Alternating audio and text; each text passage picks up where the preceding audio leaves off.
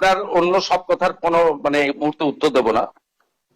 প্রথমত আপনি বলেছেন মুখ্যমন্ত্রীর কাছে, সরকারের কাছে আবেদন করেছেন ঘর ছাড়াদের বাড়িতে ঢোকাতে হবে। আমার তো ঘর ছাড়া কেউ আছে বলে জানা নেই।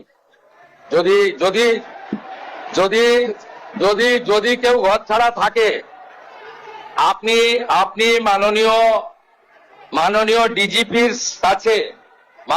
ডিজিপির কাছে তালিকা দেবেন, কিন্তু শর্ত একটাই, ওই ব্যক্তির বিরুদ্ধে 2021 সালে নির্বাচন পরবর্তী সন্ত্রাসের যে 12,500 এফআইআর হয়েছিল তার কোনো অভিযোগ নেই।